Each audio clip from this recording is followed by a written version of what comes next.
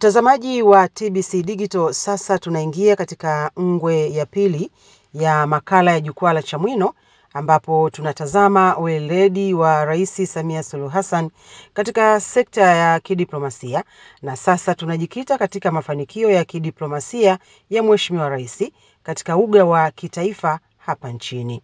Baada ya kutizama sasa sifa hizo za mwanadiplomasia, tutizame ni mafanikio gani ambayo kama nchini Tanzania tumepata kutokana na uwakilishi huu mzuri wa Rais wa Jamhuri ya Muungano wa Tanzania katika nyanja za kidiplomasia. Asante sana Aneti kwa swali zuri. Dr. Adesina paka amefika mahala pa kumpa sifa Mheshimiwa Rais Dr. Samia Suluhu Hassan, ujue kweli kaguswa. Kwa sababu kwanza huu ni msomi wa kiwango cha degree ya falsafa. Yani kapata degree ya kwanza, kapata ya pili, kaenda paka ya tatu. Lakini kubwa zaidi, huyu sio Mtanzania, huyu ni mgeni, lakini kubwa zaidi ni mchumi na mwenye hadhi kubwa sana katika bara la Afrika, akiongoza Benki ya Maendeleo ya Afrika. Na nchi zote za Kiafrika zinahitaji zaidi Benki ya Maendeleo ya Afrika kuliko Benki ya Maendeleo ya Afrika inavyozihitaji nchi za Kiafrika. Kwa hiyo unaweza ukaona kabisa hapo kuna msukumo mkubwa sana ambao Dr. Adesina ameweza kuupata, hata akaweza kusema kwamba Mheshimiwa Rais Dr. Samia Suluhu Hassan ni mwanadiplomasia mahiri namba 1 Tanzania, ambaye ameitendea haki nafasi hiyo. Kwanza tuangalie mafanikio aliyopata kwa ndani. Maana kuna ndani na nje ya Tanzania. Baadaye tutaelekea nje kwa sasa tuanzie ndani. Sifa ya kwanza ambayo Dr. Adesina amempa Mheshimiwa Rais Dr. Samia Suluhu Hassan ni uwezo wake wa kidiplomasia kuishawishi Benki ya Maendeleo ya Afrika kufikia kukubali kumobilize dola za Kimarekani bilioni 3.2 kwa ajili ya utekelezaji wa mradi wa kujenga reli ya kisasa kutoka Tabora kwenda Kigoma na kutoka tawi la Uvinza kwenda Msongati katika nchi ya Burundi, na baadaye itatoka kule itakwenda paka DRC.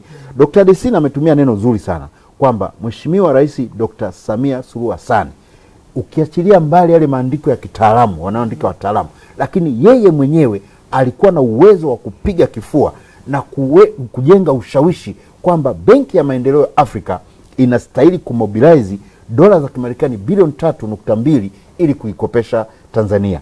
Neno mobilize kwa Kiingereza maana yake ni kwamba fedha zile zote hazitatoka African Development Bank. Itabidi ipate na washirika wengine. Sasa niambie Aneti, wewe mtu fulani amekuja kuomba mkopo kwako. Fedha ulionayo kumkopesha nayo taka unayo nusu. Lakini yeye anataka mara 2 ya hicho ulicho nacho. Lakini wewe unadiliki kwenda kwa rafiki zako kuomba fedha ili mkopeshe huyo mtu. Hivyo mtu yukoje? Ana ushawishi mkubwa. Atakuwa na ushawishi mkubwa na pia yuko vizuri. Sasa huyo ndo Mheshimiwa Rais Dr. Samia Suluhu Hassan. Yani kaweza kushawishi management pamoja na timu ya wataalamu ya African Development Bank mpaka wamekubali kutoa bilioni 3.2 kwa ajili ya SGR kipande cha Tabora Kigoma, Uvinza Msongati na kwenda paka DRC. Sifa ya pili ambayo Dr. Adesina amsifia Mheshimiwa Rais Dr. Samia Suluhu Hassan ni namna alivyoweza pia kujenga hoja na kushawishi Benki ya Maendeleo ya Afrika kutoa mkopo wa dola za Kimarekani milioni 129.71, takriban shilingi za Tanzania bilioni 300 kwa ajili ya mradi wa BBT, kesho iliyo bora katika sekta ya kilimo. Hiyo ambao wanafanya watu wa Wizara ya Kilimo.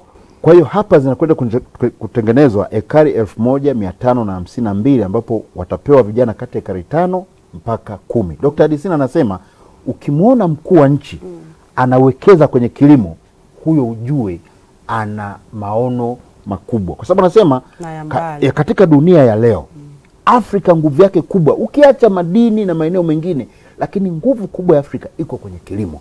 Kwa sababu katika dunia yote ni katika bara la Afrika ndio napata ardhi iliyo kubwa ambayo inafaa kwa kilimo na haijaharibiwa. Lakini kwenye maeneo mengine yote ardhi imeshaharibiwa, inabidi watumie kemikali ili iweze kupata mazao. Lakini sababu nyingine ambayo imemfanya Dr. Adesina msifie Mheshimiwa Rais Dr. Samia Suluhu Hassan ni namna alivyoweza pia kuishawishi Benki ya Maendeleo ya Afrika kuweza kutayarisha mkopo wa dola za Kimarekani 567 kwa ajili ya utekelezaji wa mradi kabambe wa maji katika jiji la Dodoma. Tunavyozungumza sahihi, mahitaji ya maji ya Dodoma yanayopatikana na yanayohitajika ni vitu viwili tofauti. Kwa hiyo bado kuna mahitaji zaidi ya maji Dodoma kuliko yale ambayo yanazalishwa. Sasa fedha zinatoka wapi? Kwa sababu huu ni mradi kabambe. Kumbuka Dodoma inakuwa na kukua na kukua. Na Dodoma iko katika rekodi za kidunia, ni moja kati ya majiji yanayokuwa kwa haraka sana hapa duniani. Unaposema kukua, maana yake ni makazi yanaongezeka na idadi ya watu inaongezeka. Kwa hiyo panahitajika mradi kabambe wa maji ili uweze kutosha mahitaji ya Dodoma. Nini ambacho kinaenda kufanyika hapa? Panaenda kujengwa mradi mpya wa kutoa maji kutoka Ziwa Victoria kuja hapa Dodoma. Ni mradi ambao naweza nikasema pia unasimama kwenye ndoto za baba wa taifa Mwalimu Julius Kambarage Nyerere, kwa sababu mwaka 73 wakati wanaamua sasa halmashauri kuu ya chama cha 5 makao makuu ya hamia Dodoma, moja kati ya kazi ambazo kwa zimedhamiriwa ni kuipatia Dodoma maji ya uhakika kutoka Ziwa Victoria. Miaka zaidi ya 50 toka uamuzi ule umetolewa, awamu ya 6 chini ya uongozi wa Dr.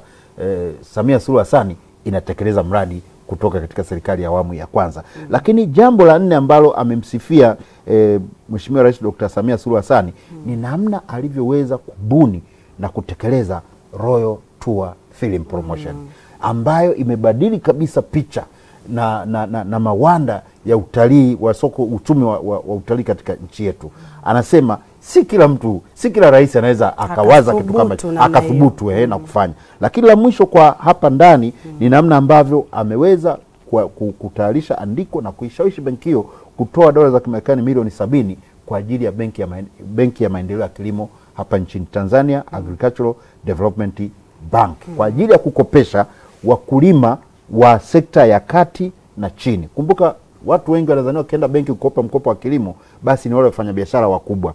Hapana, Mheshimiwa Rais Dr. Samia Suluhu Hassan akasema Tanzania Agricultural Development Bank lazima tuwaangalie na wakulima wa ngazi ya kati na wa ngazi ya dogo. Zimepatikana dola milioni 70, takriban kama shilingi za Tanzania bilioni kama 200 au 180. Kwa hiyo hayo ndio mafanikio ambayo Dr. Adesina yamemkuna mpaka akasema kwamba hapana, kama wanazindua huko sera mambo ya nje ya Tanzania, hebu na mimi niweke hapa kwamba kuthibitisha kwamba huyu ni mwanadiplomasia mahiri wa taifa la Tanzania.